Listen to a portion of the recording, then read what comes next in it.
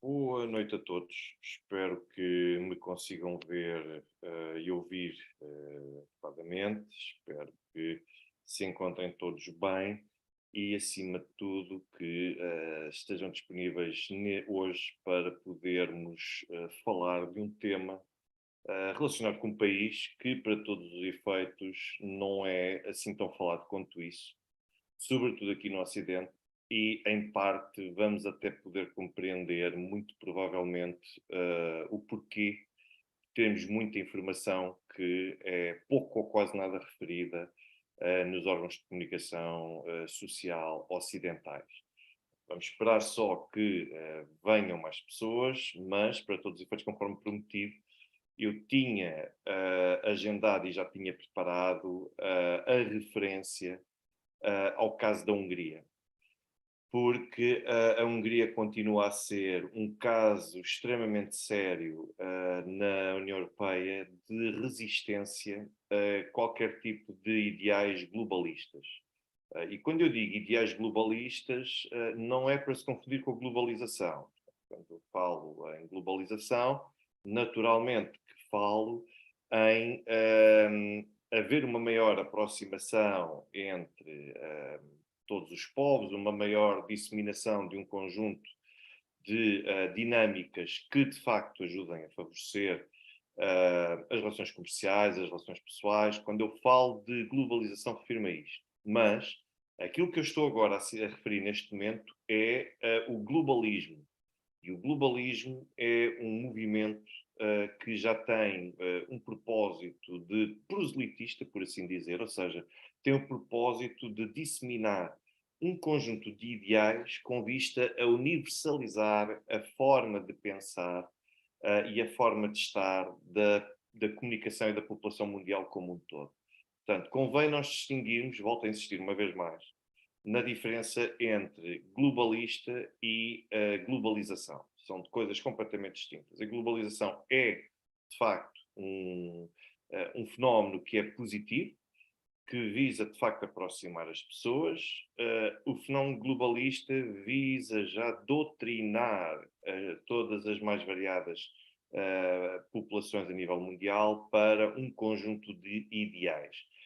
E é isso exatamente. Uma boa noite desde já para Moçambique, uma boa noite também para Angola, um forte abraço para Angola, Sr. Aristides Lucamba, Sr. Elísio Severnes, também já vi que temos aqui também alguém do Luxemburgo, Sr. Fernando Newton, também, que escreve-me em alemão, que é uma língua que eu não domino, mas acredito que esteja com certeza a fazer, a dar-me umas palavras extremamente positivas, também para quem está no Luxemburgo, a senhora Cristina Guimarães, sempre aqui presente também, e hoje tem uma bandeira diferente, também já reparei, ainda portuguesa, costuma ter outra, hoje tem esta, também uma bandeira bonita, e é esse o caso que nós vamos falar aqui hoje. E eu continuo a endereçar as minhas boas noites a todos e também peço a todos aqueles que tiverem a possibilidade que vão deixando o vosso gosto, volto a insistir, é uma situação, o vosso gosto já no vídeo, e têm a possibilidade de o deixar, é uma forma de ajudarem a promover também o canal e que ajuda a dar-lhe algum destaque e ainda mais relevância do que tem tido e do que tem crescido, até o momento tem crescido bastante significativamente e eu acredito que, em grande parte, esse sucesso deve, sobretudo, a vocês. Senhora Helena Batista, se calhar, vai ter aqui uma surpresa, entre aspas, e o Senhor Vítor Manuel Serra também, porque aquilo que querem fazer aos patriotas húngaros, de facto, é uma situação extremamente complicada, porque visa-se. Vítor Orbán é um fenómeno. E a verdade é que Viktor Orbán sucedeu a uma ideologia, uma gestão de matriz socialista na Hungria, herdou um país altamente endividado. Senhor Jambem, um dia, muito obrigado, senhor ou senhora Nese, pelas palavras que dá relativamente ao crescimento do canal. E senhor Jambem, o dia em que me quiserem censurar o canal, eu passo para o Rumble. É tão simples quanto isso, portanto, nem há hesitação quanto a isso, mas eu também comunico e vos uma decisão dessa natureza, por exemplo, através do meu canal de Telegram, que para quem ainda não seguir esse canal, quem não estiver ainda no meu canal de Telegram, pode fazê-lo através do endereço que eu acabei de deixar aqui agora. Portanto, mas todos aqueles que forem entrando, se puderem deixar o gosto, agradeço bastante e agradeço de forma significativa, porque ajuda naturalmente a promover esse canal. Ora bem, porquê é que eu falo aqui da questão da Hungria? Porque a Hungria, o país que foi herdado por Viktor Orbán, e eu não quero que isto seja interpretado como um voto de confiança em Orbán, também não quero que seja interpretado agora esta minha declaração como algum tipo de manifesto de que me revejo ou de que não me revejo em Viktor Orbán. Portanto, acho que não é isso que está aqui. Muito obrigado, Sra. Helena Batista, muito obrigado. Acho que não é isso que está aqui em causa, o político Viktor Orbán. O que está aqui em causa é que temos um país com mais ou menos a mesma população que Portugal tem e que decidiu escolher uma mudança de rumo em 2010, sobretudo em 2010, dando um voto de confiança a Viktor Orbán para herdar um país que era governado pela matriz socialista na altura e que aquilo que herdou foi um país altamente endividado, um país com uma situação económica crítica, um país que viu-se na necessidade ou na obrigação de ter de cortar com o 13º mês de salário de muitos húngaros, e Viktor Orbán chegou, tratando-se de um político naturalmente conservador. Eu já referi isto mais do que uma vez no meu canal. Se puderem, leiam a entrevista que Jaime Nogueira Pinto fez a Viktor Orbán quando Viktor Orbán veio a Portugal aqui há uns meses, ou sensivelmente, não digo há um ano, mas mais coisa menos coisa por aí. Portanto, essa entrevista foi disponibilizada na altura pelo Expresso. Acho que é uma excelente entrevista. Não só porque, como eu já referi, mais do que uma vez também, a forma como Viktor Orbán mostra ter conhecimento da forma de pensar e de estar dos russos. Por outro lado, também fala muito das questões da Hungria. E é muito importante, eu vou partilhar, Sra. Ana Tércia Pedroso, eu vou colocar, eu também estou farto de falar na entrevista e nunca publiquei o link da entrevista.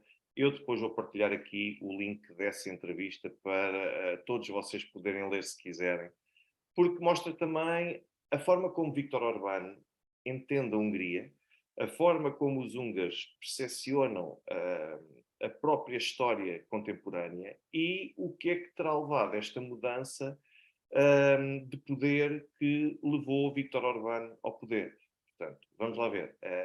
Ou seja, acho que é uma entrevista extremamente interessante. Nunca mais me esqueci desta entrevista, porque foi talvez das melhores entrevistas e das melhores peças que eu li, até pela autenticidade com que Viktor Orbán parece participar naquela entrevista. Acho que é extremamente interessante e eu depois partilharei com vocês. Mas este foi o país que Viktor Orbán herdou. Este era o país que os húngaros tinham. Viktor Orbán, que é um político conservador, nacionalista, não no sentido radical ou extremista do termo, mas no sentido de visar e querer proteger essencialmente e como prioridade o interesse nacional. E, como é natural, quando nós temos um político que resiste que visa defender desde logo a identidade e a cultura húngaras que são típicas, que são tradicionais, e quando oferece alguma resistência à introdução de alguns princípios da agenda globalista, nomeadamente no que diz respeito à agenda LGBT, à questão da igualdade de género, a agenda também da abertura da Hungria a migrantes e estrangeiros. Ou seja, todos aqueles ideais que nós vamos assistindo e que têm vindo a fragilizar algumas sociedades, incluindo a portuguesa. Este tipo de ideais tem sido extremamente lesivos para a sociedade portuguesa. A verdade é que Viktor Orbán sempre fez por resistir a essas agendas e isto naturalmente que coloca-o a ele como um alvo e coloca-o a ele como um alvo de qualquer tipo de vários tipos de ataques, sobretudo de quem tenta implementar essa agenda globalista. E quem é que nós muitas vezes encontramos à frente dessas agendas globalistas? Várias ONGs com ligações aos Estados Unidos, com ligações também a um conjunto de empresários e de outras personalidades bastante abastadas e com disponibilidade para financiar um conjunto de campanhas e, como se não bastasse, nós temos também o próprio George Soros, que é de nacionalidade húngara e que sente para todos os efeitos, e isto é notório, sente para todos os efeitos o dever de ter de intervir na Hungria para poder modernizá-la, digamos assim, na ótica de Soros, poder abrir a Hungria para aquele conjunto de ideais aos quais até ao momento a Hungria tem sido tremendamente resistente. Eu recordo-me, por exemplo, que ainda aqui há uns 3, 4 anos vi uma entrevista de Viktor Orbán, também mais um outro órgão de comunicação social, em que eu julgo que foi a propósito de uma medida que estava a ser proposta pela oposição no Parlamento húngaro e que visava aumentar o financiamento do Estado húngaro à agenda de igualdade de género e com vista à implementação da igualdade de género. E Viktor Orbán arrumou a questão de uma forma muito simples e disse: eu não pretendo, nós não temos qualquer pretensão no governo de alimentar e de financiar agendas de igualdade de género, porque, Sr. José Artur, um abraço também para Luanda, um abraço para si, para todos os angolanos. E Viktor Orbán disse então que não tinha qualquer pretensão de financiar a agenda da igualdade de género, porque a igualdade de género não é nada que decorra da ciência. E não era só isso. Era também o ensino de aspectos relacionados com a igualdade de género nas escolas húngaras. Era, além do financiamento, financiar este tipo de ações, era também o ensino. E aquilo que, de facto, a Viktor Orbán foi dizer que, não, na escola ensina-se ciência. O Estado financia evidência científica e a igualdade de género não é ciência, é ideologia. Portanto, e logo por aí conseguiu resolver esse aspecto, porque de facto o Estado não deve estar a financiar ideologia, o Estado não deve estar a disseminar e a doutrinar crianças para as questões que são do ponto de vista ideológico, e isto reforçou, lá está, foi mais um aspecto que reforçou, mas eu achei esta sido interessante, ou seja, o Estado apoia tudo aquilo que é ciência. Isto, se é ideologia, o Estado não apoia. É tão simples quanto isso, e Viktor Orbán de facto disse isso, e nós acabamos por ter uma Hungria que acaba por ser resistente. E atenção, quando se fala em igualdade de género, não é no aspecto de homens e mulheres se devem ou não ser iguais perante a lei. Não é isso que está em causa. Porque que são iguais perante a lei, isso julgo que toda a humanidade tem de ser de acordo com isso, ou seja, em abstrato, perante qualquer situação, perante a lei, seja em que situação for, o homem e a mulher são considerados iguais, juridicamente falando. Agora, depois temos um conjunto de nuances que naturalmente exigem da parte do Estado e dos governos uma tutela maior relativamente à mulher, em virtude das suas condições e da sua natureza também biológica, nomeadamente a gravidez, as questões relacionadas com a gravidez, com a gestação, questões relacionadas também com questões a nível de trabalho, ou seja, há certo tipo de atividades profissionais que as mulheres pura e simplesmente não podem desempenhar, e depois temos uma desigualdade muito grande, mas que resulta da biologia e não resulta de nenhum aspecto cultural, por exemplo, em termos de atividades que exijam um desempenho físico. Nós não podemos fazer equipas de homens e de mulheres em atividades desportivas, porque sabemos que o desempenho das mulheres vai ser sempre completamente diferente. Ou seja, tem de haver uma separação entre homens e mulheres neste aspecto.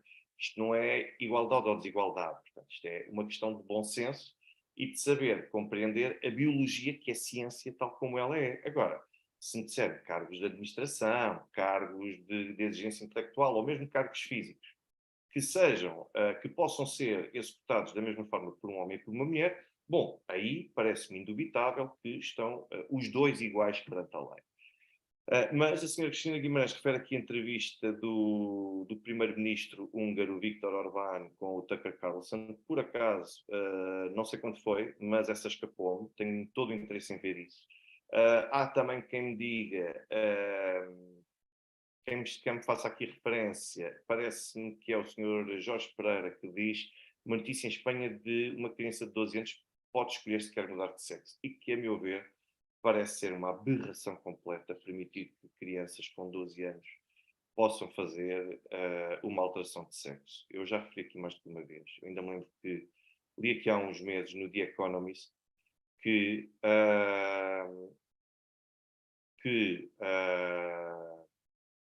a mudança de sexo aos 15 anos tem sido, e quando eu digo mudança de sexo, refiro-me também a mastectomias nas meninas e a outro tipo de intervenções nos órgãos genitais aos meninos. Com 15 anos isso já é possível de fazer. E que até o The Economist, que é totalmente ocidentalizado e totalmente abraça completamente uma agenda globalista, até o The Economist estava a citar a agência, a Associação de Pediatras da Suécia, que também é extremamente flexível neste tipo de aspectos, e em que a Associação de Pediatras da Suécia já entendeu que deveria alterar essa abordagem que visa apoiar a mudança de sexo nestas idades. Porquê? Não só pelas questões da probabilidade de tendência de suicídio, as depressões, as questões de identidade que ainda não estão suficientemente formadas e, acima de tudo, o facto de mastectomias e também outro tipo de intervenções físicas mais puras serem irreversíveis. A partir do momento em que conseguimos cortar aqueles órgãos, ou cortar aquela parte do corpo de meninas e de meninos, a partir desse momento é absolutamente irreversível, por mais que depois possa ser substituído mais tarde por outra coisa, mas aquele aspecto natural é irreversível. E estava a ser condenado nesse artigo do The Economist o facto de, nos Estados Unidos, a Associação de Pediatras americana, com 15 anos, se os pediatras tiverem e se os psicólogos receberem algum tipo de adolescente que partilhe com esses profissionais de saúde a vontade de hoje o menino dizer que não se sente bem no corpo de menino e quer ser menina e vice-versa, para que se avance imediatamente para o tratamento hormonal e também ou para a mastectomia ou mesmo para uma operação cirúrgica nos genitais. Portanto, é extremo. São abordagens absolutamente extremas. É uma aberração, porque depois nós constatamos que quando tocamos em assuntos como bom, então vai diminuir a idade da responsabilidade criminal para permitir que quem tenha 12, 14 anos ou 10 anos, o que for, que possa responder criminalmente pelos atos que pratica. Aí dizemos, oh, calma, não pode ser, porque são crianças e são crianças que não compreendem nem têm discernimento suficiente para perceber a gravidade do crime que cometem. Bom, mas quer dizer, mas mudar de sexo já tem, e para definir que hoje são meninos, amanhã vão ser meninas, depois vão ser binários, não binários, e vão ser mil e uma coisas que são 52 géneros, acho eu, diferentes. Para isto, será que os adolescentes já têm discernimento e maturidade suficientes? Mas para a responsabilidade criminal e para responder pelos seus atos, não. Só para isto. Ou seja, isto é verdadeiramente absurdo pensar como é que há este tipo de incentivos, como nas escolas portuguesas agora, para permitir que as crianças possam exigir que eu hoje não me chamo Paulo. Eu, a partir de agora, eu vejo-me como sendo a Cristina e quero ter o direito de poder ir a um WC feminino. Isto é uma aberração completa, é um disparate completo e eu posso dizer que sempre que vir algum tipo de partido a apoiar este tipo de coisas, garantidamente, da minha parte, eu não estou aqui a querer convencer ninguém, mas garantidamente alguém que apoia este tipo de coisas não vai contar naturalmente com o meu apoio em voto e no que quer que seja. Isto são iniciativas que visam, acima de tudo, criar sociedades completamente disfuncionais e absolutamente frágeis. E isso não é uma sociedade, isso é um projeto qualquer, um tubo de ensaio. As pessoas não são tubos de ensaio para ideais. Já estou como o primeiro-ministro Vítor Orbán. As sociedades são, isso sim, para implementar aquilo que a ciência diz e que a ciência atesta sem grande grau de dúvida. Não é, eu hoje acordei, eu agora acho que eu dá uns tempos para cá que me sinto muito feminino e que sinto vontade de pintar as unhas, portanto a partir de agora quer ser feminino. Quer dizer, isto é um disparate. Isto é ideologia, isto não é biologia, isto não é ciência, isto é ideologia.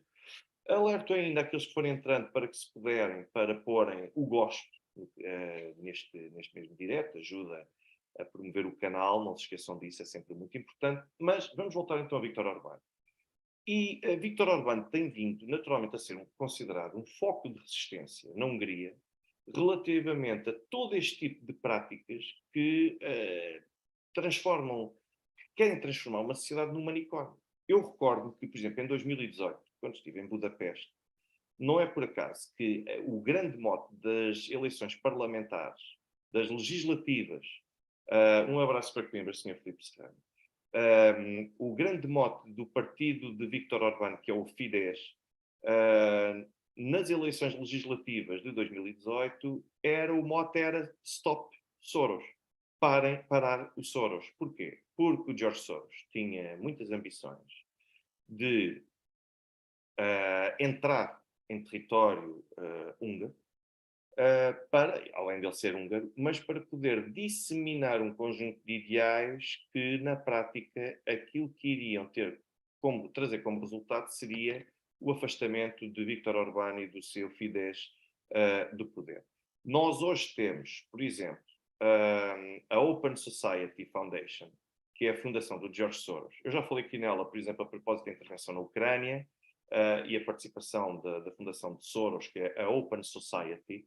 E agora reparem que esta organização está proibida de atuar, pelo menos na Hungria, nos termos em que têm vindo a trabalhar, porque eu vou-vos mostrar aqui, eu acho que os números e as páginas, por si só, acabam por ser determinantes para nós podermos... Esperem, deixem-me apagar aqui um conjunto de janelas. Como devem calcular, eu tenho aqui, posso assegurar, dezenas de janelas abertas, e estão aqui abertas exatamente porque eu posso precisar de tudo isto para vos poder dar um conjunto de elementos que eu acho que vão ser muito interessantes de partilhar convosco. Mas, ora bem, onde é que está então o George Soros? Aqui está a Open Society. Deixem-me ver se eu consigo partilhar convosco agora.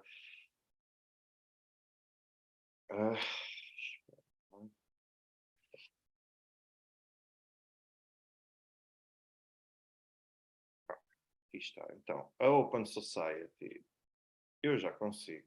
Deixa-me só fechar aqui mais uma janela. Quantas mais janelas consegui fechar? Melhor. Ora bem, esta é a página da Open Society, e se vocês forem ver o historial da Open Society na Hungria, Open Society Foundations, portanto, que são as de George Soros, aqui estão elas. Vocês veem que a base principal desta organização está, vejam por este código, é nos Estados Unidos. Portanto, neste momento é nos Estados Unidos, não é por acaso que aqui são bebidos todos os tipos de ideais globalistas, e aquilo que nós vemos é que a Open Society Foundation começou a trabalhar na Hungria desde 1984. Portanto, começou por funcionar assim, ainda estava sob domínio do Partido Comunista, na altura, naturalmente, dificilmente se conseguia calcular a magnitude que a organização de Soros poderia ter na sociedade húngara, e depois reparem, em 2018, eu lembro-me que a campanha, o mote, era mesmo para as Soros. E Viktor Orbán conseguiu, de facto, ter o partido Fidesz de Viktor Orbán teve uma vitória categórica nessas legislativas, muito expressiva, e em 2018, como podem ver, houve um conjunto de restrições impostas pelo poder político húngaro contra organizações como esta do Sr. George Soros, que recebe dinheiro do exterior proveniente, sabe-se lá de quem, ora do próprio Sr. Soros, ora através de terceiros, ninguém sabe em concreto quem, e financia todo o tipo de ações que visem alterar a mentalidade e os traços identitários e culturais da sociedade húngara. E então transferiu, em 2018, a base regional, ou a sede regional da Open Society Foundations, transferiu-se de Budapeste para Berlim. Agora, mesmo assim, vejam aqui os gastos desta fundação de Soros na Hungria. Então reparem que gastou, só em 2020, a organização gastou 6,8 milhões de dólares na Hungria, sendo que quase metade, ou 41%, foram destinados, portanto estamos a falar de certamente mais de 3 milhões de dólares, foram gastos só para a prática democrática. O que é a prática democrática?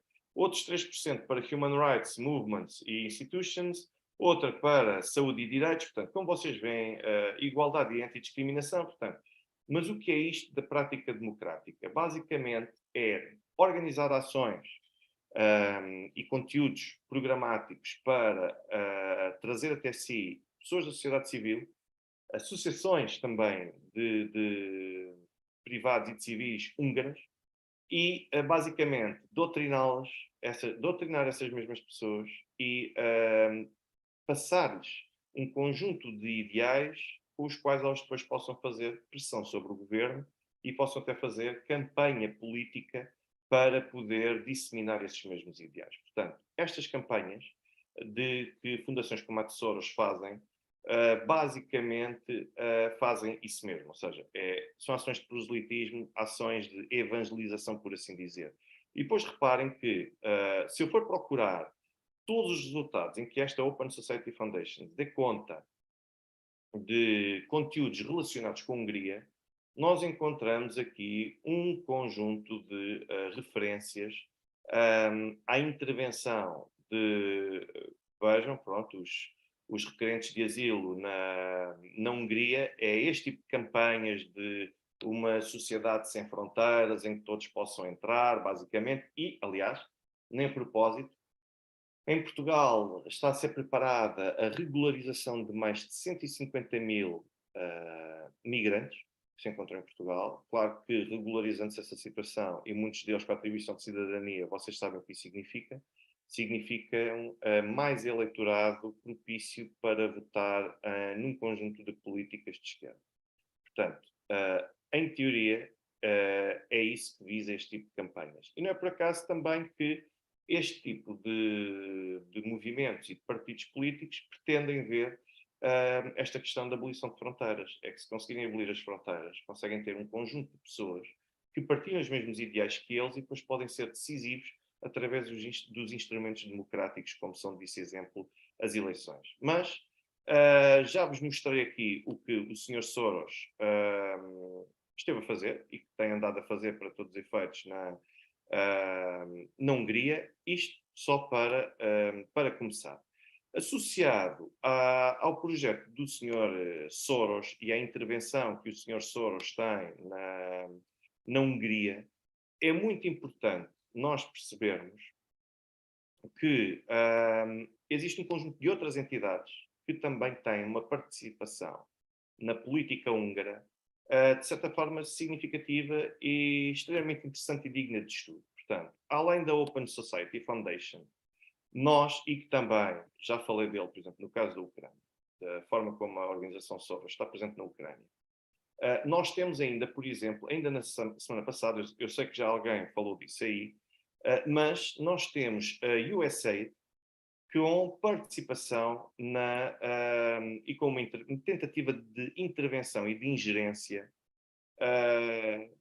na política interna da Hungria. Portanto, ainda no passado dia 11, portanto, foi no sábado passado, nós vimos que a senhora Samantha Power, que é a administradora, a presidente do USAID, esteve presente em Budapeste. Ela própria fez questão de sinalizar e de dar conta que esteve, pelo menos nos dias 9 e 10, que esteve em Budapeste e encontrou-se e reuniu-se com um conjunto de personalidades. Além de se ter reunido, por exemplo, com o Ministro da Justiça da Hungria, esteve ainda também reunida com um conjunto de outras personalidades, incluindo personalidades ligadas ao poder judicial. Esteve também reunida com o Ministro da Defesa da Hungria, esteve reunida com o Presidente da Comissão de Assuntos de Negócios Estrangeiros do Parlamento Húngaro, esteve também reunida naturalmente com o seu embaixador David Preston, que ainda o ano passado trouxe muita polémica com um conjunto de ações também que teve em Budapeste. E basicamente aquilo que a senhora Samantha Power foi ver, se nós formos ver, esteve depois também, é muito curioso, eu vou partilhar convosco, tenho que partilhar convosco uma vez mais. porque acho que só assim podem ver. Ora bem, a senhora Samantha Power está aqui a dar na página do USA a forma como esteve na Hungria. E aquilo que ela diz, de facto, é que esteve reunida com jovens húngaros, esteve reunida também em Budapeste com um conjunto de personalidades, esteve a analisar e a discutir a parceria entre os Estados Unidos e a Hungria, esteve também a discutir com ativistas de direitos humanos relacionados e com outros também relacionados às comunidades LGBT, lá entram aqui a experiência das pessoas LGBTQI+, na Hungria e outro tipo de assuntos desta natureza, ou seja, a luta, vejam que ela até refere aqui os grupos marginalizados na sua luta pela igualdade, portanto, nós temos aqui um conjunto de aspectos que preocuparam a senhora Samantha Power e a pergunta que eu gostaria de fazer aqui era por que motivo é que uma organização estatal dos Estados Unidos se sente na necessidade de ter de ir à Hungria tentar levar as pessoas a adotarem, a assimilarem os princípios que os Estados Unidos pensam deste conjunto de comunidades. Nós não vemos os húngaros a fazerem isso, a tentarem fazer este tipo de atividades, mas não seja porque pela sua dimensão e comparando a dimensão dos dois países, quer em termos demográficos, quer também em termos de política externa, não é sequer minimamente comparável, mas porquê que uma pessoa com esta responsabilidade e que é de um órgão dos Estados Unidos, em vez de estar a fazer política no seu país ou para pessoas que de facto preferem o mesmo conjunto de ideais, por que razão é que esta senhora vai a um país estrangeiro, onde sabe que este tipo de ideais são recebidos com hostilidade, e vai até lá tentar passar a sua mensagem e tentar encorajar as pessoas a transmitir essa mesma mensagem e a converterem mais pessoas para estes ideais. Ou seja, isto é uma tentativa de ingerência por si só, e eu acredito que o poder político húngaro só terá aceitado reunir-se com ela, naturalmente, para perceber mais em concreto quais são as suas motivações, para passar também a noção de que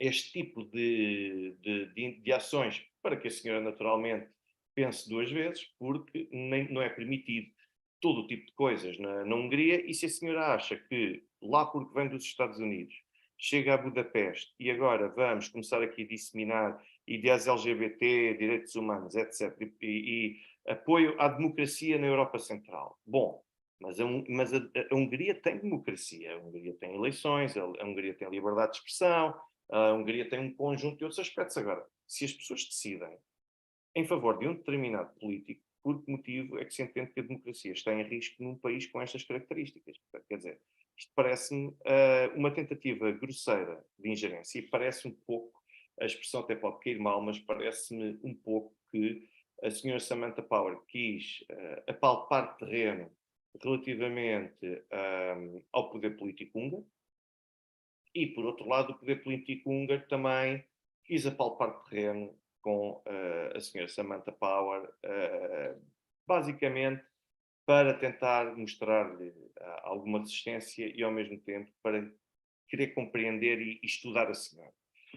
A verdade é que a senhora é administradora, naturalmente, teve aqui esta ação que ela fez questão de difundir e disseminar com muito entusiasmo, e há muita gente que desconhece como é que o USAID foi criado e para que é que serviu. Ora bem, por acaso, é um dos tópicos, é um dos capítulos que eu falo na minha tese de doutoramento, está relacionada com o USAID, porque o USAID é basicamente uma organização estatal que foi criada ainda por John F. Kennedy, e o objetivo seria levar levar uma organização dos Estados Unidos, em vez de ser o poder político diretamente a apoiar governos estrangeiros, que parecia ser uma coisa bastante evidente, até parecia ser algo recebido assim em bruto e que demonstrava que havia uma ligação direta ao Estado norte-americano, este Estado norte-americano,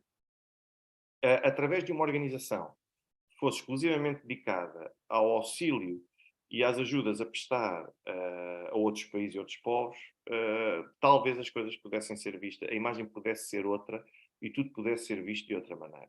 Ora bem, o que é que acabou por acontecer? Acabou por acontecer que esta agência, a USAID, acabou por ser utilizada para fins, lá está, de evangelização, por assim dizer, e de conversão de quadros, de novos quadros, sobretudo quadros com uma determinada formação, financiamento de partidos de oposição para favorecer a mudança de regime através da democracia e, quando assim não era, impunha-se através da força.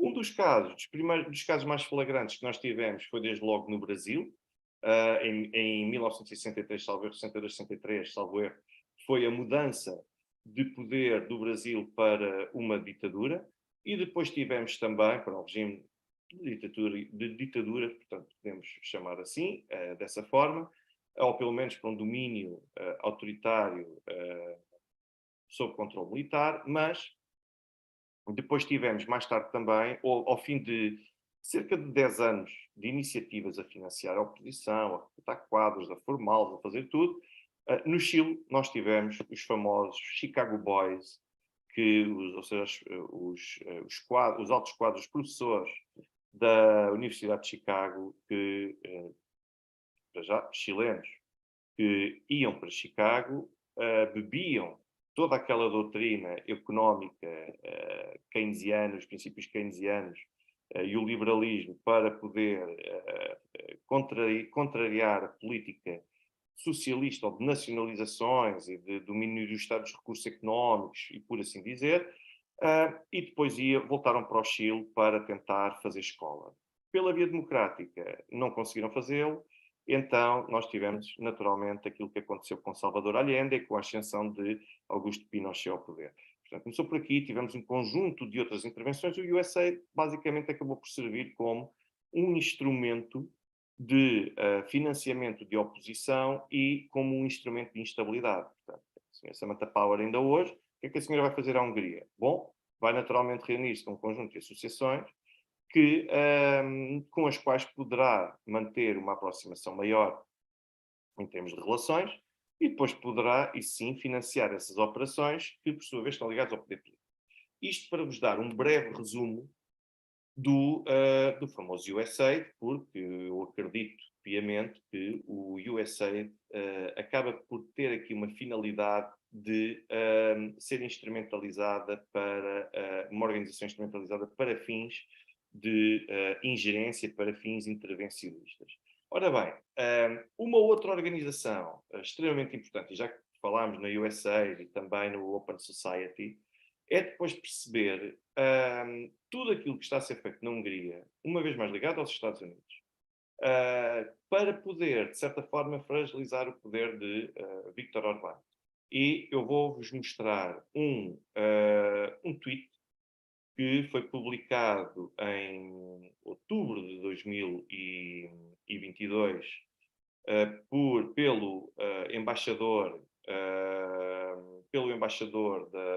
da Hungria, dos Estados Unidos na Hungria. Portanto, eu vou-vos mostrar o tweet e a forma, a tremenda celeuma que tudo isto causou. Estou agora a tirar aqui só um print screen. Deixem-me ver se eu consigo abrir a imagem, porque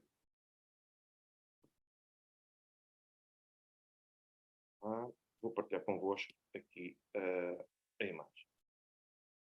Ora bem, e então aqui está o Sr. David Pressman, o embaixador dos Estados Unidos na Hungria, que se foi reunir com 2 juízes do equivalente ao Conselho Superior de Magistratura da Hungria, que é o Conselho Nacional Judiciário, ou Judicial, depende de como quiserem traduzir isto. E aquilo que esteve basicamente a fazer foi a conversa com estes 2 juízes e a trocar impressões com eles sobre a forma como este organismo, portanto, basicamente como o Conselho Superior de Magistratura lá do sítio, pode ter um papel decisivo no sistema judicial húngaro. Ou seja, nós temos o embaixador a dar instruções e a dar sugestões, a tentar persuadir juízes e a assumi-lo da forma mais descarada possível. Isto é uma violação, uma vez mais, ao direito internacional, que é ter embaixadores a interferirem na política interna da Hungria e a tentarem seduzir juízes para poderem demonstrar alguma flexibilidade para tomarem certo tipo de decisões muito mais, que se coadunem mais com os princípios ocidentais do que propriamente com aquela que é a matriz ideológica, cultural, tradicional da Hungria. Portanto, e há quem ache naturalmente este tipo de situações, que este tipo de situações são normais e fazem todo sentido. Isto trouxe em outubro uma tremenda discussão na Hungria, trouxe até indignação. Aliás, eu vou mais longe porque houve uma sondagem que foi realizada logo imediatamente. Eu vou partilhar já convosco e tudo, para vocês verem o que é que estamos aqui a falar. Vou partilhar convosco essa mesma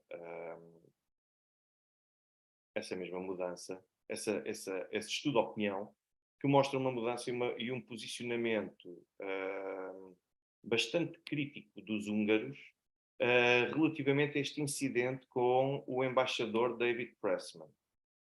Não sei porque é que eu não estou a conseguir. Já está. Vou partilhar convosco, esperem lá. Uma vez mais, esta sondagem. Vejam, esta sondagem que vocês aqui estão a ver, basicamente o que aqui se tenta demonstrar é qual é que é a participação, qual é que é o entendimento dos húngaros relativamente à intervenção dos Estados Unidos. E relativamente à intervenção dos Estados Unidos, foi muito simples, porque aquilo que eles acabaram, os húngaros inquiridos, acabaram por tomar uma posição muito crítica quando constatam que, afinal, o seu poder político, que, afinal, o embaixador dos Estados Unidos está a ter ações que visam interferir na situação política interna do país. Então, basicamente, aquilo que nós vemos é que 76% das pessoas dos inquiridos acharam que os Estados Unidos deviam manter uma relação de parceria com a Hungria que respeite as regras diplomáticas e que, para todos os efeitos, evitasse ingerência nos assuntos internos do país. 18%, aqui a vermelho, nós vemos que são pessoas que entendem que os Estados Unidos deviam assumir um papel ativo na política interna húngara e até criticar o governo húngaro. Ou seja, é tudo aquilo que é o oposto do que o direito internacional permite e do que o direito internacional contempla. E porquê é que isto é o oposto do que o direito internacional contempla? Porque é uma questão de lógica. Se vocês pensarem em ter vários representantes de países a fazerem críticas aos governos interiores com base naquilo que é a percepção de cada um e não aquilo que é a percepção do próprio país, respeitando a percepção do próprio país, então nós temos tentativas de instabilidade e tentativas até de manipular e de adulterar a essência identitária daquele mesmo país. Portanto, e aquilo que nós temos aqui, depois temos aqui mais, nós vemos que temos aqui mais uma alteração, temos aqui mais uma pergunta que foi dirigida às pessoas, e basicamente a questão que depois foi feita foi: concorda ou prefere concordar ou discordar que a Embaixada dos Estados Unidos possa expressar diretamente uma opinião sobre questões internas na Hungria? E nós vemos aqui, uma vez mais, a vermelho, 65%, de forma absolutamente categórica. 65% entende que a Embaixada dos Estados Unidos não deve expressar opiniões diretamente sobre questões políticas da Hungria.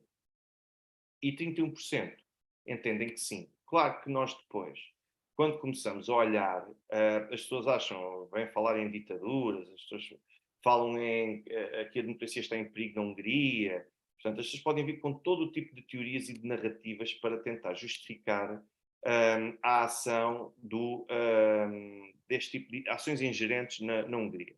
Mas a verdade é que depois nós olhamos para o Parlamento, vocês viram que andava aqui entre os 60 e tal, 65% e os 70 e qualquer coisa.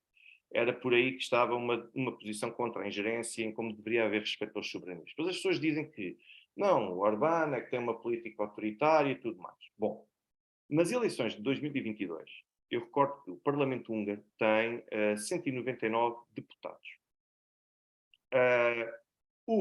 A coligação que neste momento se encontra no governo, em que é liderada pelo Fidesz de Viktor Orbán e depois pelo Partido Democrata Cristão, que é um partido também de direita, é o equivalente, lá está, ao CDS, até pela dimensão que tem e que ocupa na política húngara, é o equivalente mais ou menos ao CDS. E então esta coligação tem 135 lugares, 135 mandatos ou deputados. Ou seja, o que quer dizer que a coligação liderada por Viktor Orbán tem no Parlamento mais de 2/3 dos deputados disponíveis. Depois temos ainda um deputado da minoria germânica que também apoia esta coligação. E depois temos como oposição, por exemplo, um antigo parceiro, um primeiro parceiro de Viktor Orbán para dar uma maioria governativa estável, que era o famoso partido Jobbik, que era um partido conservador, extremamente conservador, e temos também como oposição a Viktor Orbán o partido de extrema-direita, pode poder ser considerado assim, e que foi formado pelo antigo líder do dito Jobbik, pelo antigo vice-presidente do Jobbik, que é Laszlo Torockai. E são estes partidos que, neste momento, temos cerca de 63 partidos a fazerem oposição a Viktor Orbán. Portanto, como vocês veem, estamos a falar de dimensões completamente distintas. E vemos que a forma de pensar dos húngaros, no sentido de votarem no Fidesz, ou na coligação liderada pelo Fidesz, para todos os efeitos, depois tem correspondência num conjunto de outras matérias.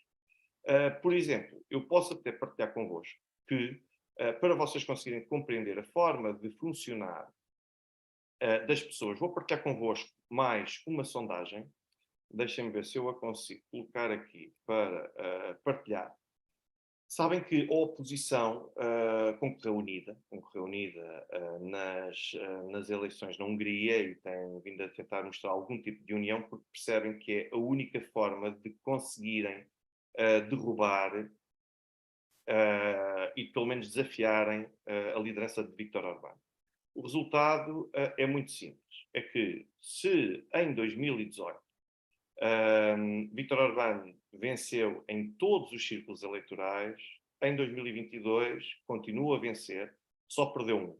Só perdeu o círculo eleitoral de Budapeste. Mas mesmo assim aumentou a votação, o voto e o apoio eleitoral em Budapeste, só que depois, se a oposição concorre toda unida e Viktor Orbán não consegue ter a maioria em Budapeste, bom, para todos os efeitos, acaba sempre por perder para a oposição se for ela toda unida. Mas isto não foi o suficiente, como já viram, para impedir a coligação de Viktor Orbán de dominar mais de 2/3 do Parlamento húngaro.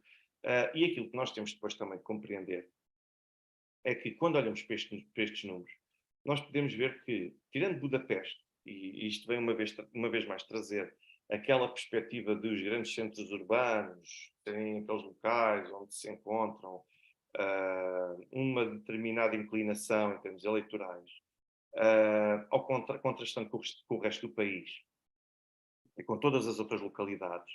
E depois aquilo que nós vemos na Hungria é mais ou menos um pouco da mesma coisa, mas sendo que aqui nem sequer houve hipótese de a oposição Orbán conquistar uma maioria absoluta sequer em Budapeste.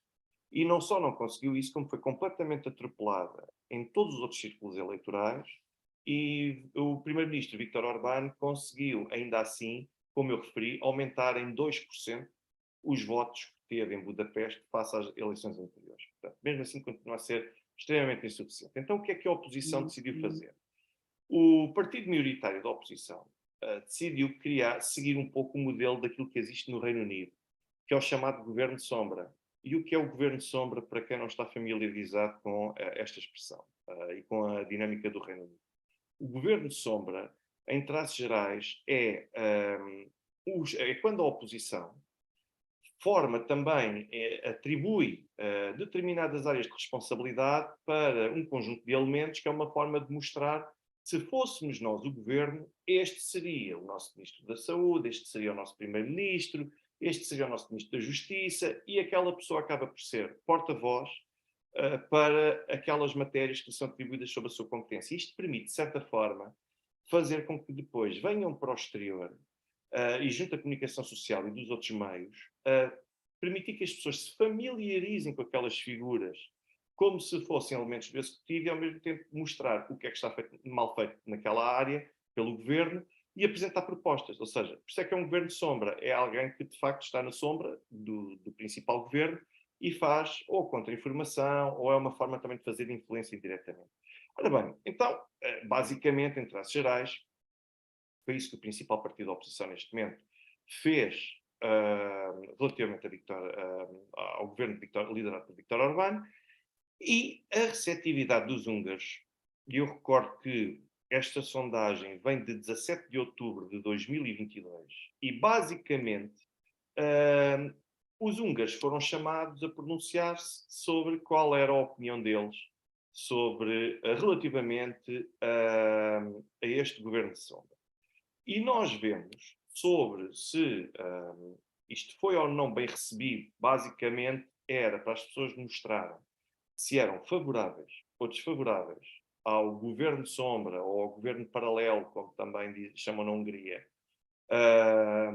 e que foi criado para ser um bloco de pressão ao governo de Viktor Orbán, e nós vemos que 71% a vermelho mostraram estar completamente desfavoráveis a esse governo. E só 22% é que mostraram estar favoráveis. Portanto, quando nós vemos este tipo de números, ainda por cima estamos a falar de números bastante recentes, é de levar à loucura qualquer tipo de oposição, porque já não sabem propriamente o que mais devem fazer para conseguirem encontrar formas de, pelo menos, se aproximarem do poder e da influência de Viktor Orbán. Portanto, começa a ser extremamente complicado encontrar outras manobras. Mas é aqui que entra a ingerência e é aqui que entram as tentativas de manipular a vontade popular, de promover a subversão, de promover também a instabilidade política e, eventualmente, começar a criar as condições para tentar ter uma base sólida que depois, mais tarde ou mais cedo, possa fomentar aquilo que se chama de uma revolução, um golpe de Estado. E vocês já vão perceber porque é que eu uso mesmo este tipo de expressões. Antes de mais, para então entrar nesse tema, eu vou partilhar convosco, uma vez mais uma sondagem e vocês vão perceber também o porquê desta mesma sondagem. Depois poderei disponibilizar estes links, mas há aqui páginas húngaras que realizam sondagens. E então vejam basicamente que esta sondagem é aqui traz resultados muito concretos, muito específicos e também muito interessantes. Basicamente aquilo que fala é da forma do apoio financeiro dos Estados Unidos a movimentos políticos e até ONGs com sede e com atividade na Hungria.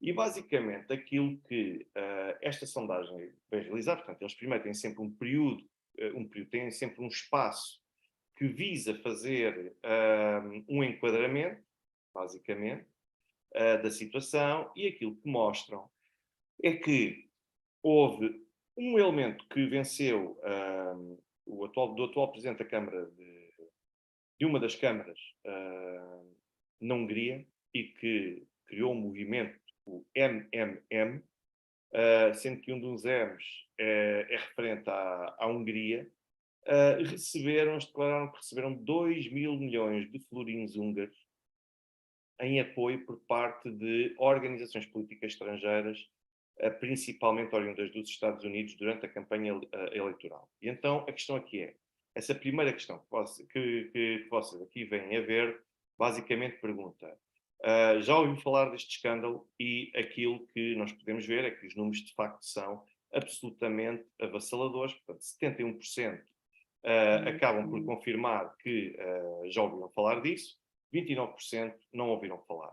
Depois, quando nós começamos a descer um pouco mais, nós temos ainda uma outra pergunta que foi direcionada à população húngara e que também acaba por trazer resultados absolutamente contundentes. E então, a pergunta que foi feita aqui, neste gráfico que agora estão a ver, é acha que é aceitável ou inaceitável que que partidos e políticos húngaros recebam, direto ou indiretamente, apoios de campanha significativos, oriundos do exterior, de organizações económicas ou de bilionários e outro tipo de organizações e pessoas estrangeiras.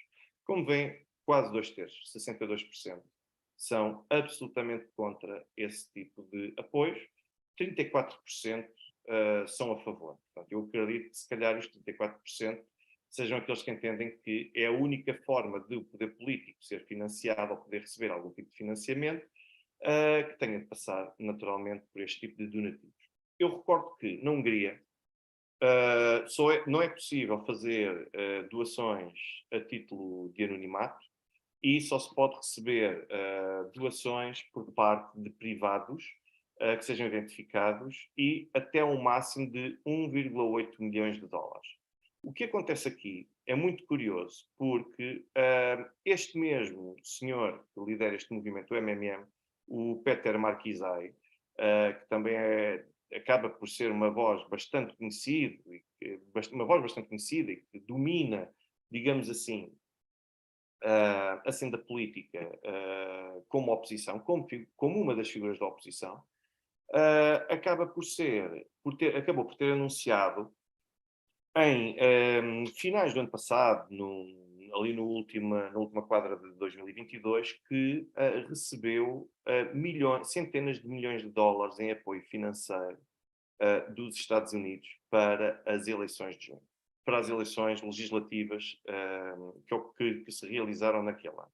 Ora bem, basicamente, aquilo que se está aqui a querer sugerir é que houve a lição repetida, que já tinha sido repetida no Chile, que já tinha sido repetida num conjunto de outros contextos, que é ter pessoas do exterior, sobretudo dos Estados Unidos, a financiarem partidos políticos para que eles consigam ter outra capacidade e consigam disseminar os seus ideais. Isto é uma violação ao direito internacional. Isto é a violação do princípio de não ingerência.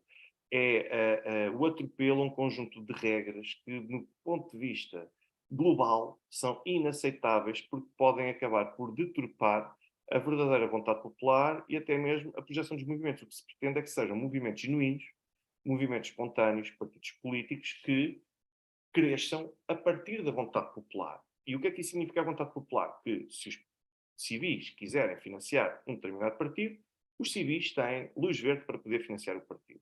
Aquilo que já não existe, luz verde, é para que os partidos recebam financiamento do exterior com números absolutamente estratosféricos e pornográficos para poderem apresentar a mesma máquina e poderem apresentar uma dimensão que faça crer que tem uma dimensão que não corresponde à verdade e até utilizar para um conjunto de ações subversivas no país. Isto é proibido de ser feito.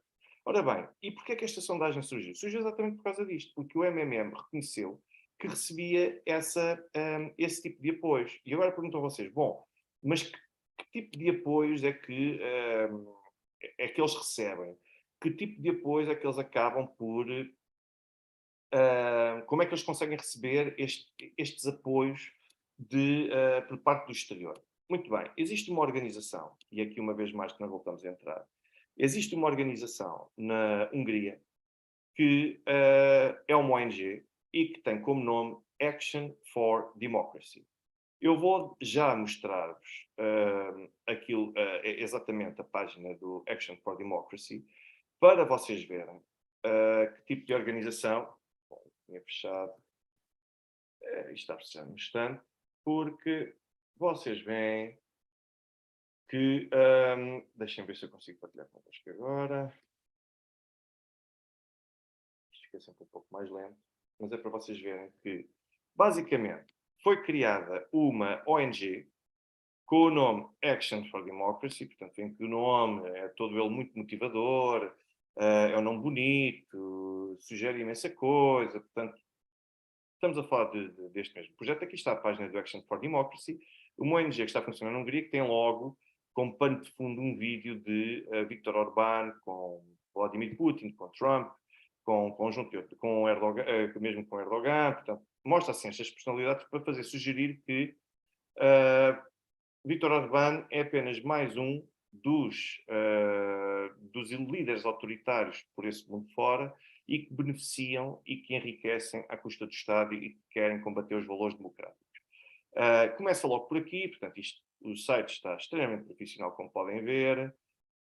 Anunciam aquilo que vem, portanto, o seu presidente é o David Corani e, para todos os efeitos, vocês veem também o tipo de missões, vejam o tipo de coisas que estes indivíduos apoiam, a questão da inclusão, da diversidade, lá vêm aqueles velhos ideais, supostamente a democracia, o Estado de Direito, portanto, vêm promover este tipo de coisas e depois vejam aquilo que esta organização considera, o Action for Democracy considera que são 4 palcos onde a democracia está em risco. É Itália, Brasil, Hungria e Polónia. Significa que estão a canalizar todas as ações que têm, este Action for Democracy, nestes 4 palcos que vocês aqui podem ver. Depois, podem ver também quais são as organizações que estão aqui, sobretudo, de volta e no apoio a esta Action for Democracy. Desde logo, o Mindenki, o tal MMM, o partido MMM de que eu vos tinha falado, aqui está ele, portanto, é um dos parceiros privilegiados desta ONG. Nós temos um partido a apoiar uma ONG, e depois temos também, lá está, aqui começam a entrar os ideais, LGBT e por aí fora, a Europa aberta, para favorecer também a imigração e os fluxos migratórios, e temos aqui as questões ecológicas, ou seja, todas aquelas grandes bandeiras do globalismo e woke encontram-se aqui. Agora, quem é que são, qual é que é o quadro de diretores? O presidente é David Corani. Quem é David Corani? David Corani é curioso porque ele é assessor, ele ocupa um lugar no executivo de Budapeste, que foi conquistado pelos Verdes e pelo MMM. Ele ocupa esse lugar na Câmara de Budapeste, já para as relações exteriores. Portanto, logo aqui vemos que temos alguém que ainda por cima cria, que lidera uma ONG com conteúdos de ingerência e que, à partida, pode receber um financiamento que os partidos políticos não podem. Depois temos aqui mais um conjunto de outras personalidades, desde logo aqui uma cidadã dos Estados Unidos, claro, no quadro de membros, e depois temos o Conselho Consultivo.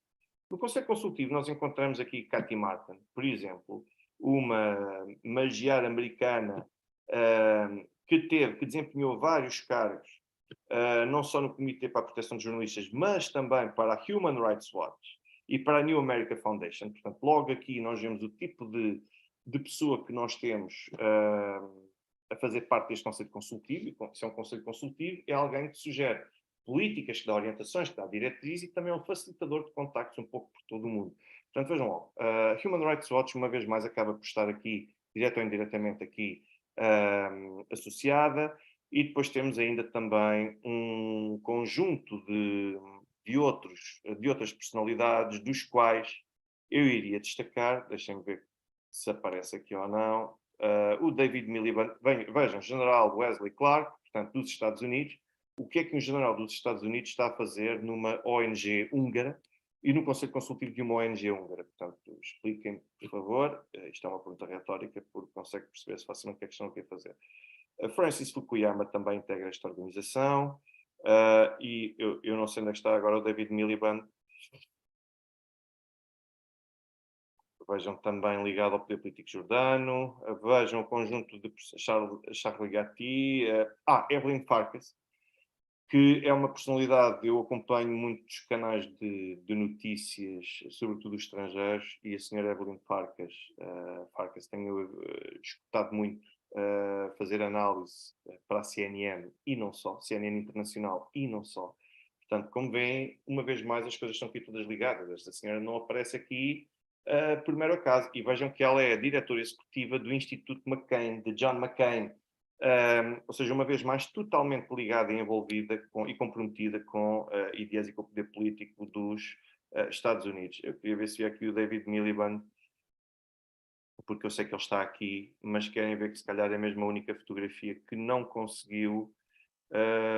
Aqui está ele, David Miliband. Portanto, se bem se lembram dele, é conhecidíssimo por ter sido membro do Labour, do Partido Trabalhista do Reino Unido, e vejam que ele aqui está, neste momento, presente também neste mesmo organismo. Esta Action for Democracy tem um aspecto também ela curioso. É que o Action for Democracy está presente num conjunto de outros palcos e eu destaco ainda, porque é muito importante, eu esqueci-me de vos mostrar isto, vou-vos mostrar agora o antigo site do Action for Democracy e que mudaram de há uns meses para cá. Nós só conseguimos recuperar na Wayback Machine. Este era o antigo site da Action for Democracy. E vejam aqui, quando aparece logo aqui no site principal, vejam o que é que aparece aqui. Hungarian Spring. Ou seja, é a Primavera Húngara. O que é que foi a Primavera Árabe? Vocês lembram-se bem do que é que foi a Primavera Árabe? Eu já falei aqui também do que é que foi a Primavera Europeia. Portanto, foi um conjunto de revoluções que visaram impor a queda do poder estabelecido e legitimamente estabelecido e tentar impor uma nova liderança e um conjunto de valores novos para aqueles países. Portanto, basicamente, era isso que se pretendia. Aqui está outra personalidade, era ela que faltava. Anne Applebaum. Não sei se vocês já ouviram falar nela ou não, mas sobretudo no contexto da Ucrânia, Anne Applebaum é uma escritora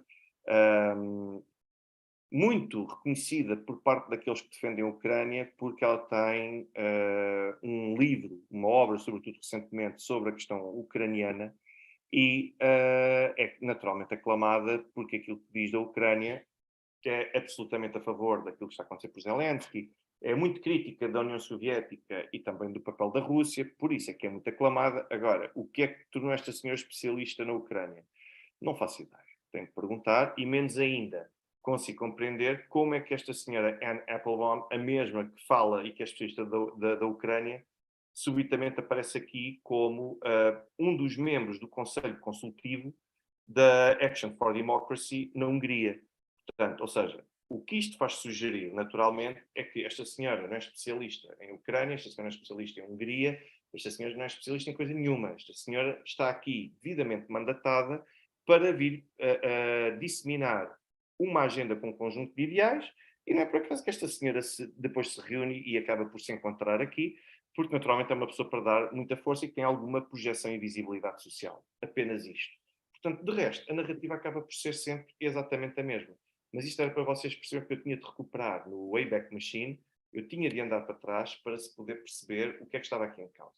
Mas, ora bem, o que é que Viktor Orbán, para todos os efeitos, e o Fidesz fizeram? Eu vou mostrar-vos aqui, porque foi descoberto um esquema na Hungria, e para o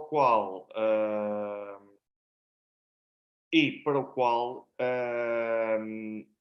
permitiu que os partidos políticos da oposição contornassem a regra do financiamento e conseguissem, de certa forma, ocultar a verdadeira proveniência dos fundos que lhes davam força e de quem é que efetivamente acaba por inspirar esses mesmos partidos no palco e no campo operacional na Hungria.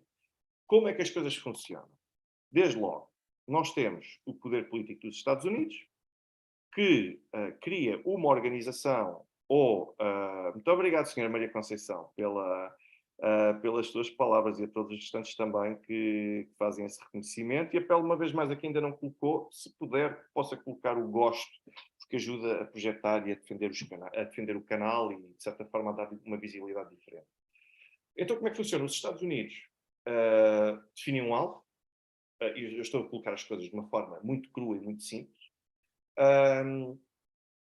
que eles definem o alvo, neste caso a Hungria, é preciso operar uma mudança de poder na Hungria. E então, o que é que eles decidem fazer? Criam uma organização, como a USAID, atribuem-lhe um determinado valor financeiro e depois, a partir daí, essa USAID pode deslocar-se à Hungria e promover todo o tipo de eventos e de ações e até mesmo financiar movimentos associativos da Hungria. Ou pode fazê-lo até através de um conjunto de outras organizações, nomeadamente a National Endowment for Democracy. A famosa National Endowment for Democracy, de que eu já vos falei mais do que uma vez, por exemplo, ao contexto da Ucrânia, e que não só financiou ações de subversão na Ucrânia e que depois deram origem ao Euromaidan, como também, ao mesmo tempo, acabaram por ministrar treino e formação específica para que meia dúzia de pessoas, ou se calhar algumas dezenas, tivessem um impacto tremendo para efeitos comunicacionais. A forma como foram financiadas as organizações do Arseny Yatsenyuk na Ucrânia, a sua ONG, a sua fundação, portanto, cria-se uma fundação, eu crio uma fundação, quero fazer oposição ao meu governo, crio uma fundação, ou uma ONG, ou um outro tipo de associação, e depois aparece alguém ligado aos Estados Unidos, seja empresário, seja elemento do poder político, seja uma organização dos Estados Unidos, e transfere dinheiro para ajudar a minha organização, naquele determinado país, a ganhar projeção. E é assim que eu começo a ganhar projeção, e é assim que eu começo a ganhar apoios, e é assim que eu posso, de uma forma absolutamente legal, ganhar uma capacidade que, pela via natural, eu não ia conseguir tê-la. Então, vejam, o National Endowment for Democracy fez isso na Ucrânia e também faz isso na Hungria. E então, reparem, eu vou-vos mostrar aqui, por exemplo, o plano do National Endowment for Democracy. Este foi publicado a 14 de fevereiro de 2022, é o mais recente. Vejam os dados mais recentes publicados pelo National Endowment for Democracy e depois, quando nós olhamos para o plano de trabalhos que estão aqui destinados, nós vemos que o National Endowment for Democracy canaliza para a Europa Central e de Leste perto de $1,5 milhão em ações. Então vejam bem, nós temos logo aqui esta, com um valor destinado de $372 mil e que tem como destino, como alvos, a Eslováquia, a Chequia e a Hungria. Então é Enhancing the Role of the Private Sector in Local Democracy, ou seja, promover, estimular o papel, fortalecer o papel do setor privado na democracia local. Então o que é que eles se propõem? Basicamente é promover ações e financiar organizações de direito privado, do mundo empresarial, para poderem trabalhar diretamente com o poder local e, a partir daí, ajudarem a constituir grupos de pressão para pressionar a introdução de reformas democráticas, digamos assim, nesse mesmo país e combater aquilo que se entende como autoritarismo político na região. Logo aqui nós vemos a agenda absolutamente ingerente de uma organização dos Estados Unidos. É certo que está como se fosse de direito privado, mas ela foi criada ainda nos tempos ainda criada por Ronald Reagan, e ainda hoje é controlada pelo Congresso, é financiada pelo governo dos Estados Unidos, e depois o dinheiro do governo dos Estados Unidos e de um conjunto de outros empresários vai ser transferido para inúmeras entidades. Só em 2021, o National Endowment for Democracy teve, por parte de organizações públicas ou por organismos públicos dos Estados Unidos, um valor total orçamentado de $135 milhões. Nós estamos a falar de números absolutamente estratosféricos para uma realidade, por exemplo, como a portuguesa. Mesmo 1 milhão que seja canalizado, como é neste caso, para ações num determinado país, Portugal dificilmente tem capacidade para acompanhar isso. Este tipo de países não tem capacidade para poder acompanhar isso. A verdade é essa. E aquilo que nós vimos aqui foi já esta primeira ação, 372 mil. Vejam ainda outra também muito interessante, que se quis disseminar e que se quis alimentar aqui na Hungria. $640 mil para promover, para fortalecer a Europa contra as táticas subversivas do Partido Comunista Chinês. Porquê é que temos uma entidade dos Estados Unidos a financiar este tipo de ações e a sensibilizar estes países para a solidariedade, para os valores democráticos e para a solidariedade transatlântica? Portanto, basicamente, aquilo que se quer dar...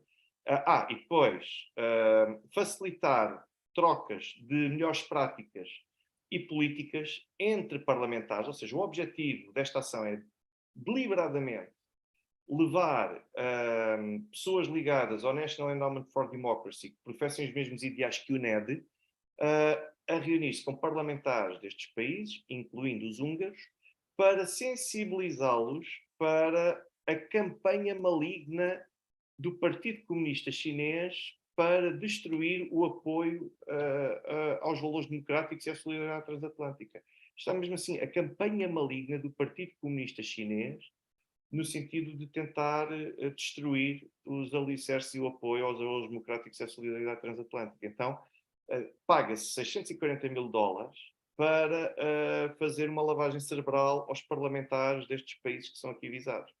Depois, continuamos a ter outra. Vejam bem também, apoiar as alianças europeias contra a desinformação, $500 000, e uma vez mais está aqui a Hungria. Resta saber o que é isso de desinformação, porque o objetivo é informar os decisores políticos e os cidadãos para as ameaças da desinformação, que traduzido por miúdos é qualquer coisa como dizer às pessoas para irem na nossa narrativa e para não acreditarem naquilo que os outros dizem, independentemente se é verdade ou não. Traduzido dá isto.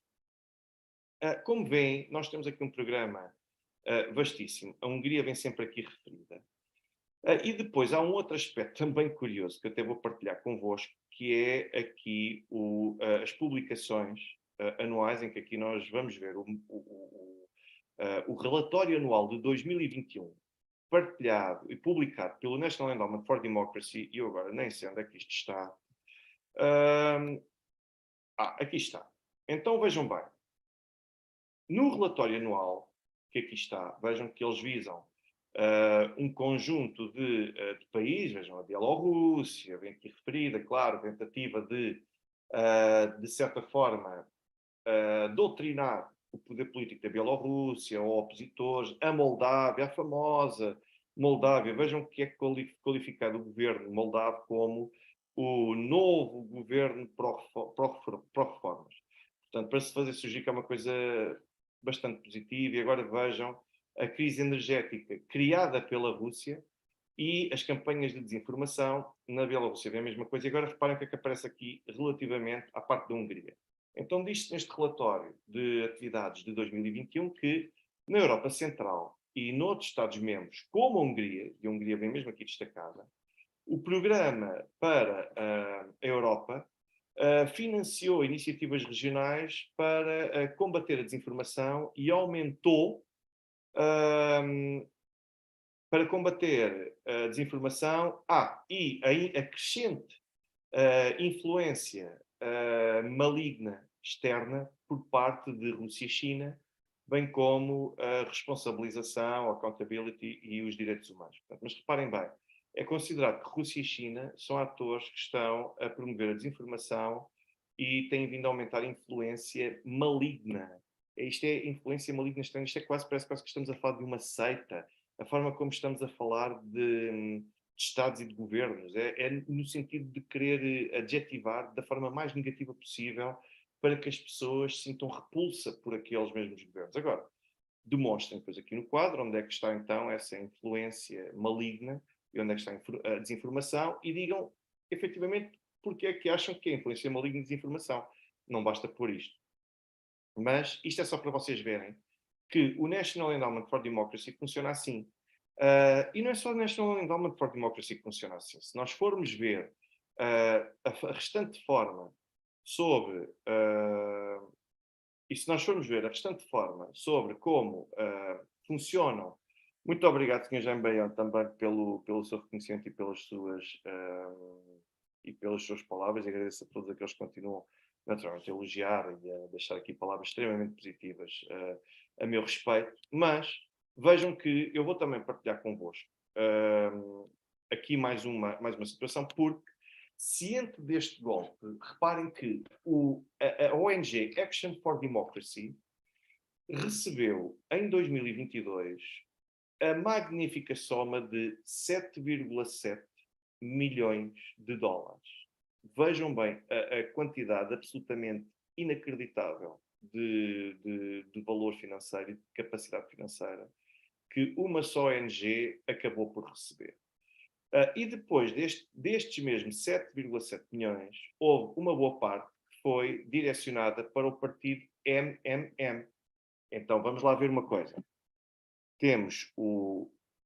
Nós temos o governo dos Estados Unidos, que transfere dinheiro, temos empresários também, um pouco por todos os Estados Unidos, que transferem dinheiro para organizações como a National Endowment for Democracy, que, por sua vez, depois, e além do National Endowment for Democracy, nós vamos encontrar muitas outras, e vocês já vão ver que nós vamos encontrar mesmo muitas outras organizações, que, por sua vez, o NED transfere para o Action for Democracy, e o Action for Democracy transfere para o Action for Democracy, liderado pelo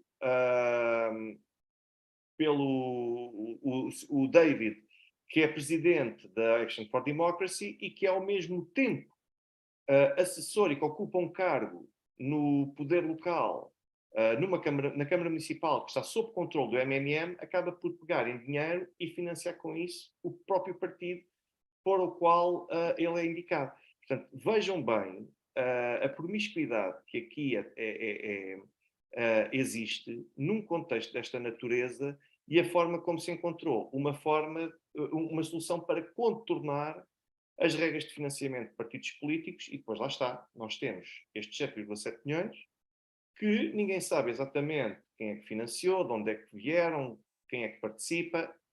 À partida nós podemos pensar assim. Mas os serviços de informações húngaros fizeram um trabalho absolutamente excepcional e foram rastrear o dinheiro na sequência deste escândalo. Então, a 17 de novembro do ano passado, eles publicaram um relatório que eu tenho aqui e que eu vou partilhar convosco desde já, porque não é este, esperem lá, e que eu vou partilhar convosco, porque, exatamente, é assim é que permite. Aqui está ele, é este relatório de 17 de novembro de 2022, e em que mostra qual foi o rastro que o dinheiro seguiu. E então, reparem, eles põem aqui o ponto de interrogação para dizer que houve um conjunto de desconhecidos, de anónimos, que transferiram dinheiro para o Action for Democracy, e o Action for Democracy tratou de transferir dinheiro para o famoso MMM, que depois transfere para um conjunto de outras finalidades. Agora, o que é mais interessante neste relatório, que eu aqui gostaria de destacar, ouçam este gráfico que está absolutamente espetacular e que mostra a forma como a rede. Deixem ver se eu consigo. A forma como a rede, eu vou tentar ocultar a barra lateral, exatamente. A forma como a rede do Action for Democracy é apoiada, quem é que participa nesta rede e como é que é possível ela conseguir reunir esta ONG sediada na Hungria, como é que ela consegue receber dinheiro para conseguir financiar partidos políticos que depois disseminam um conjunto de ideais que são favoráveis a uma agenda externa e não necessariamente aos húngaros. Então, reparem bem, este gráfico está absolutamente espetacular, porque junta aqui todas as organizações que colaboram diretamente em qualquer plataforma. Então, reparem, no Action for Democracy, nós temos aqui alguns organismos que contam com o apoio de, entre outros, Brookings Institute, Meta. Onde é que nós já ouvimos falar da Meta? Facebook, por exemplo. Vejam que está aqui também associado e aqui também envolvido.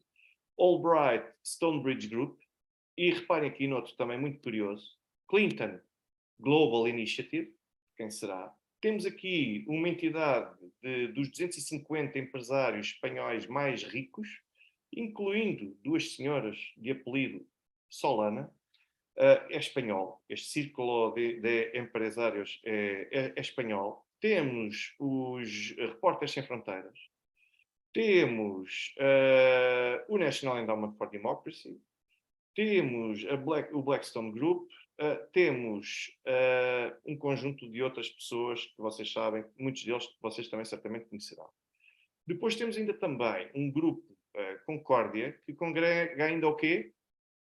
As fundações Bill e Melinda Gates, por exemplo, além de um conjunto de outras reputadas associações e empresas.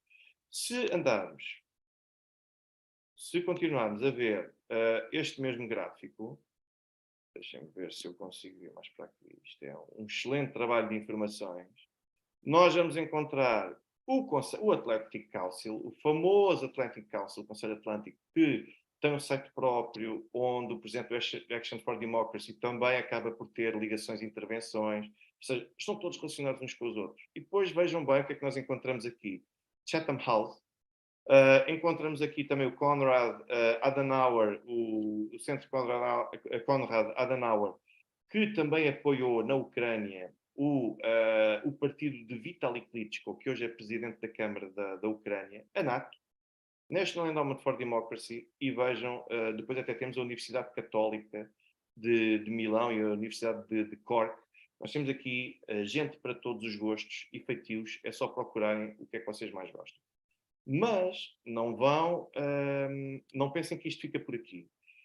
É que isto depois, além de contar aqui a história também do National Endowment for Democracy, do impacto do National Endowment for Democracy na Hungria, depois fazem outro trabalho verdadeiramente espetacular, que é mostrar a rede de personalidades que trabalha direto ou indiretamente com o Action for Democracy. Portanto, temos aqui o presidente, o David Korani, e depois temos, vejam, um conjunto de personalidades, todos eles aqui devidamente representados com as devidas fotografias, para se saber bem que isto é um trabalho de informações absolutamente excepcional. Aqui em Portugal tentamos, na medida do possível, replicar este tipo de trabalhos. Às vezes é possível, outras vezes nem tanto, mas este surgiu de facto. Porque já são conhecidas estas autoridades, a atividade destas entidades, mas estão aqui todas as personalidades aqui identificadas neste relatório de um serviço de informações húngaro. Depois temos ainda, chegou-se ao cúmulo, entre aspas, cúmulo no bom sentido, mas chegou-se ao detalhe de perceber a quem é que o David Korani tem ligações nas redes sociais, e nós percebemos que as personalidades que se encontram ligadas a ele nas redes sociais, além de ter aqui os utilizadores nas redes sociais, temos ainda os locais onde são oriundas. Então, estão essencialmente concentrados nos Estados Unidos, na China e em Washington. É aqui que se encontram, as ligações estão todas feitas. Temos aqui as personalidades principais dignas de registro e, quer dizer, eu volto a dizer, isto é um trabalho absolutamente excepcional que permitiu, depois aqui continua com ainda mais pormenores, e pronto, e foi assim este relatório que permitiu saber basicamente como é que estes senhores funcionam na Hungria. Portanto, quando nós falamos deste tipo de ações, nós percebemos que há aqui um conjunto de organizações que estão a reunir-se e que têm a pretensão de ordenar uma primavera húngara na própria Hungria e que visa afastar. Eu vou partilhar com certeza, vou partilhar o link para este PDF. Nós temos uma agenda feita para a Hungria para tentar tirar Viktor Orbán do poder e que, não satisfeito com isso mesmo, estão, através das ONGs, a financiar ONGs locais, com fundos a partir do governo dos Estados Unidos, um conjunto de governantes, de oligarcas, porque a essência da oligarquia é essencialmente pessoas que conseguem ganhar projeção e influência no Estado e, ao mesmo tempo, beneficiar financeiramente com isso. Portanto, são oligarcas, como o George Soros, que é um oligarca. A forma como essa rede de oligarcas dos Estados Unidos, ou sediada nos Estados Unidos, consegue financiar, através do anonimato, ONGs criadas de forma absolutamente artificial na Hungria, apenas para servirem como cobertura para depois financiar atividades subversivas e até financiar partidos políticos e dar-lhes uma capacidade completamente distinta daquela que eles teriam na Hungria para poderem vencer as eleições e poderem derrubar Orbán. Portanto, a missão, basicamente, de Orbán é esta, é conseguir manter a Hungria blindada a este tipo de ingerência. E a verdade é que a recente visita de Samantha Power à Hungria só me ajuda a ter ainda mais convicção sobre as motivações e os planos que existem neste momento preparados para conseguir destruir a Hungria conforme nós as conhecemos. Muito obrigado, Sr. Filipe Damasceno, e uma boa noite pelas palavras. Se é assim que funciona, Portugal não será também exceção a esta regra. Um obrigado também ao Sr. Jaime Baião. Eu, quando terminar aqui o direto, eu vou partilhar essas notícias todas. De facto, a senhora Tessa Pedroso fiz aqui um aspecto interessante, uma conversa no canal com o Jaime Nogueira Pinto, acho que seria excepcional. Eu volto a dizer que tenho uma tremenda admiração pelo Jaime Nogueira Pinto, pela forma desprendida com que continua a abordar as questões políticas internas. Acho que é uma pessoa excepcional, que também devia ter outro tipo de visibilidade, que infelizmente acaba por não ter. Mas, um último tópico que eu gostaria de visitar esta noite diz respeito à famosa questão para se perceber porque é que, efetivamente, Vítor Orbán conta com o apoio popular, e isto é facilmente perceptível. Eu vou partilhar convosco uma recente sondagem que também foi conduzida na Hungria, deixem ver a data, olha, em 17 de janeiro de 2023, ou seja, cumpre-se hoje um mês que foi divulgado o resultado desta mesma sondagem. E ao que é que ela diz respeito? Deixem-me ver se eu consigo partilhar convosco. É uma última sondagem antes de irmos todos embora, porque acho que se justifica. Esperem lá que não é... Não é isto. Não é isto. Esperem lá. Aqui está a Firefox. Pronto. Então é assim. Se vocês repararem, nós temos aqui uma imagem que nos permite perceber o seguinte. Nós temos aqui um gráfico, desde já, onde é feita uma questão aos inquiridos sobre se, no sentido de perguntar com qual das afirmações é que concordam mais. A União Europeia é uma associação de países iguais e livres, pelo que Bruxelas não tem o direito de se recusar a pagar os fundos devidos aos Estados-membros, isto a propósito do dinheiro que ficou congelado pela União Europeia para a Hungria, e eu posso dizer que 60% dos inquiridos concordaram com esta decisão, ou seja, que a União Europeia deve esforçar-se pela cooperação e pelo compromisso, desbloquear o dinheiro à Hungria, em vez de estar a bloquear e a recusar pagar os fundos que ainda por cima são devidos ao Estado húngaro. E 37% concordaram que Bruxelas tem o direito de estabelecer condições obrigatórias para o pagamento de fundos da União Europeia. Ora bem, isto uma vez mais mostra que o primeiro-ministro, Viktor Orbán, conta com uma base de apoio popular bastante sólida, bastante expressiva. Muito obrigado, Sra. Fátima Duarte, também pelas suas palavras, e também pelo Sr. Helena Batista, todos aqueles que, de facto, acabam por estar aqui presentes ainda e são resistentes. Mas a verdade é que Viktor Orbán conta seguramente com um forte apoio popular, conta com uma base de apoio que sente que ele efetivamente o Fidesz, a coligação do Fidesz, representam os interesses da população húngara e, acima de tudo, é preciso perceber que essa maioria não é só uma maioria absoluta, é uma maioria bastante sólida e bastante expressiva.